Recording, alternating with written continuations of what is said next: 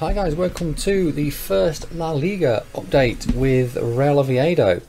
We, from the league table as you can see, are fourth in the table. It has been an unbelievable start to the league campaign. We have won 8, drawn 2, lost 4 of our games. We've scored 26, conceded 22, which is the main worry.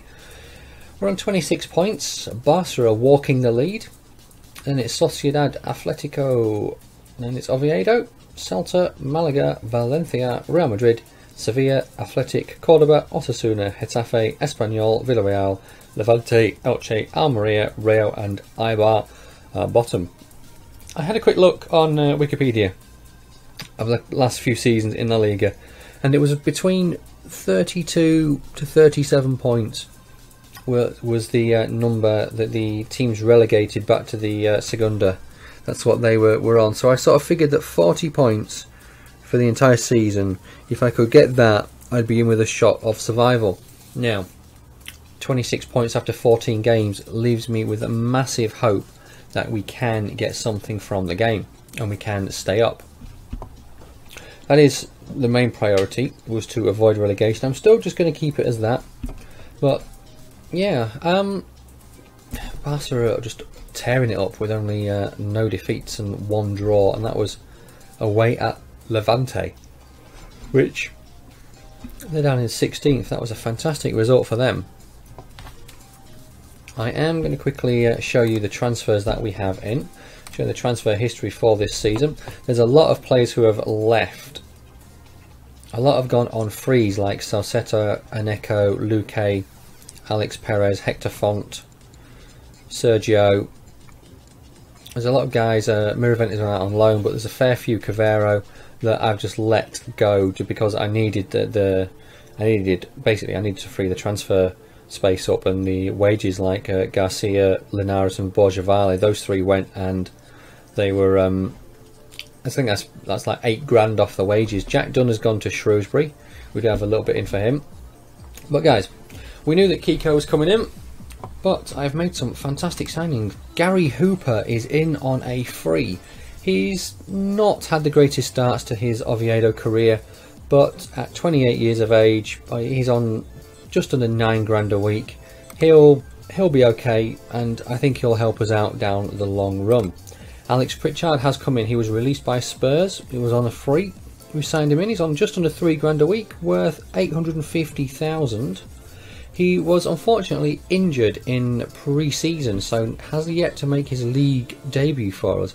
But with the type of stats that he's got, he's going to be a fantastic player for us. We signed Luis Fernandez from Deportivo, 23-year-old Spanish striker valued at 650,000. He was bought in for 750,000. You see there he's got 9 goals in 34 appearances for Numancia in the Adelante last season and 8 in 31 for Lugo in the Adelante. He's a decent player for most Liga BBVA sides according to my coaches, and I'm very happy with him so far. He has he's been used more of a substitute, and you'll see why shortly. Caleb Stanko is coming from Freiburg. You'll see a lot of similarity with a lot of these players who have come in. I have looked to bulk the central midfield out, and a lot of these players that came in are central midfielders. Caleb Stanko is a USA international player, was playing at Freiburg, got him in for less than 100,000, only 23, so he's got the best years ahead of him. He's got fantastic stats, and as a ball-winning defensive midfielder, I think he's going to be a fantastic player, especially in a couple of years' time. Sergio Aguza is a central midfielder, can play advanced playmaker or deep line playmaker, 24 years old, he's Spanish, and just over 5 grand a week. This guy was also one that I thought is going to be a good squad player, same as Stanko. They'll help us out in games that maybe we need to rest players because we've got a big game coming up in 2 or 3 days after, and we need squad players. Eric Lichai, this guy has been unbelievable. The former Villa, Forest and Leeds player was available on a free. Valued at 2 million, he's on just over 10,000 a week. Can play right back or left back. We've been using him mainly as a right back, and he is absolutely unbelievable. Fantastic player if you can pick him up when you're in a lower league team, or you're a newly promoted Premier League team after 2 seasons, and you can pick this guy up, I definitely think he'll be worth it. We then signed another central midfielder, but this guy valued at 2.4 million on 7.5 grand a week. This guy is just fantastic.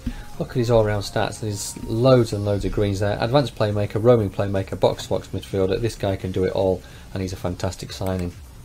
We then signed Miguel Olivade, and this guy, he's 20, just under 2,000 a week. He's unfortunately at this moment in time injured now for 2 months, but he's on loan at Gymnastic. I bought him in, and I had a lot of central midfielders, and this guy it was one of those where I thought, how much am I going to play him? I thought to myself, not really that much, so I've let him go out on loan, and hopefully he can improve going forward. David Mailer, this guy was one of the major signings that we made, another central midfielder, but with Premier League quality. On just under 15 grand a week, the former Hull City player is fantastic as a ball-winning midfielder or a box-to-box midfielder. Mailer and Nono are a fantastic combination. Nono is the playmaker, Mailer is the ball-to-ball winning midfielder. Can play defensive midfielder as well, should we need him to. But he has some fantastic stats, and he's a great player. Now this is the signing that I am really excited about. Jean-Marie Dongu from Barcelona. Best as a defensive forward, poacher or advanced forward. And his defensive forwarding is 17, 14, 15, 14. Determination needs to be worked on, but he's only 21 years of age. Positioning is okay, his work rate is fantastic. Strength and stamina and his acceleration are all good, has good finishing as well. In terms of here, I wanted him in another role, saying advanced forward attack. Heading and passing are both 10s, finishing first touch, dribbling.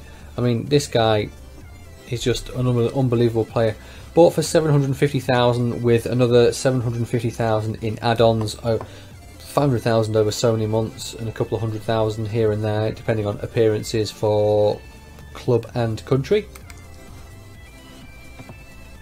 We then signed Paddy McNair on loan from Man United. I realised at one point that we were sort of struggling for defensive cover, so I brought in Patrick McNair, and yeah, he's helped us out a lot. Just to have that fourth centre back really did help things out, because Lee Chai, for a few times I had him playing left back, and I moved Maki Bagnac to right back to give us a bit more scope and a bit more cover.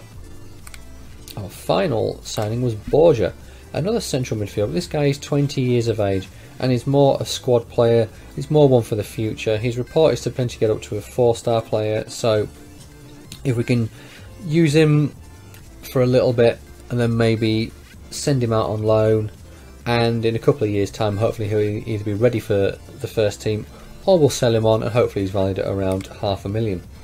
So it's mainly the players that come in and a few players that have left. There's a lot of loan deals and a lot of players we have just given free contracts to, because I just needed them. I needed to free the wage budget up. See, the finances were a balance of 13 million. Now this is because I made a lot of pre-season games, and I made a lot of pre-season leagues, and it is a fantastic way to bring revenue to the club. I made 2 leagues, which I will show you now. And see, they've got the Twitch Cup and the Barnet Cup, and we had Athletic, Real and Anderlecht in one, Sporting, Barca and Schalke in the other, and those 6 games, those 2 little mini leagues, we made around 5 million in terms of revenue for the club, and it was just a fantastic achievement. I'm not going to go through all the pre-season results. You can see there we lost to Athletic and Real, but beat Anderlecht, drew with Sporting, beat Barca, and it wasn't that much of a bad Barca team. You still had Piqué, Ter Stegen, Mascherano, Song, Teo, Iniesta, Luis Suarez, and you had Sandro, Rakitic came on, Busquets came on, Dani Alves. So it wasn't that bad of a Barca team. We then had a few. See, I thought of, when I decided all these friendlies, it was a case of, I knew there's a lot of these league games we wouldn't win, and I knew potentially the morale of the team may have dipped slightly. So I made these other 4 friendlies afterwards as sort of morale building friendlies. The Valladolid game, they are our senior affiliate, which to be honest is right now a laughable joke, as they are in the league below us, but yet they're the senior affiliate. But yeah, so let's show the start of the league season. First game at the Bernabeu against Real. We got beat 4-1. Sorry, it was a shocking performance. We were 4-0. We were 3-0 down after 19 minutes. Then Dongu pulled one back, but 2 minutes later Ronaldo made it 4-1. That's how the game ended. We had 1 shot on target out of 5. Real had 19 of 32 on target. It was an utter shocking performance. Bounced back with our first home game in La Liga. We got a 2-2 draw against Osasuna, a team we were very, very familiar with. Fal made it 1-1, Garcia made it 2-1, and Isgrove made it 2-2. Fairly even game, and a draw was probably a fair result. We then went away to Malaga, and despite a missed penalty from Joan Roman, Fal, with 2 minutes into injury time, got us the win. We had 6 of 18 shots on target in that time. Dave with the man of the match performance. We then played Cordoba, again another game on TV. Dongu with 2 goals, Roman with 1, and Barrera put Cordoba 1-0 up after the 14th minute. They had 5 out of 6 on target, and we had 10 out of 27. Lee Chai with a 9.0 rating, picking up a man of the match. We then played Almeria, and goals from Isgrove and Kiko sealed the victory. The game was never really in any doubt.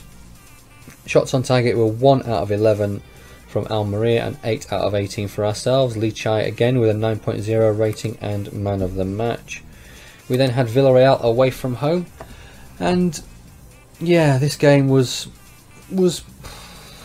brought us back down to earth very, very quickly. Our goal was via an own goal in the 84th minute, and we were pressing to try and get an equaliser. We were going all-out attack, and yeah, things were going very well for us. But yeah, Uche scored 3 minutes later to make it 2-1 and give Villarreal the victory. Bounced back though away at Getafe. Goals from Isgrove and Dongu gave us a 2-0 victory. We had 13 out of 27 shots on target. Getafe had 3 from 6 in that game. We then played Atletico, and wow, this game was, how can I describe it, oh god, this game had so many highs and lows, it was unbelievable. No, putting us 1-0 up after 3 minutes. Mailer making it 2-0 after 9 minutes. Griezmann getting 1 back. Things we started to get a little bit worried. Isgrove though made it a 3-1 lead, but then Paco Alcácer made it 3-2 and 3-3 in the space of 3 minutes to rescue a point for Atletico. I did feel that was more 2 points lost than 1 point gained. But if you'd have asked me before the start of the game, I would have taken a draw to start with, so I was happy enough, but also I was a little bit pissed off. We then had Levante away from home, and goals from Dave, Nono and Isgrove made a comeback absolutely superb after Nikica Jelavic, the former Hull striker, put Levante 1-0 up from the penalty spot. We then had Espanyol at home. Super Hooper with his first goal for the club. We had 2 out of 9 shots on target. It was a fantastic performance. Lee Chai with an 8.5 and man of the match again. We then played Rayo away from home. Isgrove and Kiko with the goals. 12 out of 22 shots on target. Lee Chai with a 9.0 rating in that one. We then had back-to-back defeats. First was at home to Celta, where we were 3-0 down inside 15 minutes. Roman with a goal from the penalty spot in the 80th minute, clawed one back, but unfortunately that just was not enough. We then played Sociedad in another home game, and this was just a clusterfuck of a game. Bagnac sent off after 6 minutes, and we just could not recover. Their first goal was from the penalty spot as a result from Bagnac being sent off for a straight red card, which was it was a blatant foul in the box, and yeah, it was just a poor game. That one, we were never ever in that game, and I just could not get anything going. We though bounced back in our final game with the game against Elche with Dave, Lois and Maki Bagnac with the goals. 7 out of 20 shots on target. Lee Chai with another 9.0 rating. In terms of goals scored, Isgrove is leading the way with 7. Dongu has 4. Then you've got Kiko, Nono, Roman, Dave and Fal all with 2 apiece.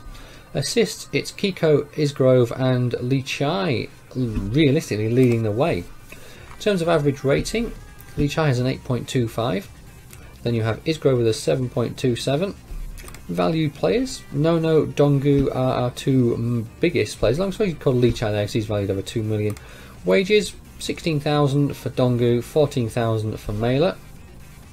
Transfer budget, we have nothing left and we are spending 8 grand over our wages.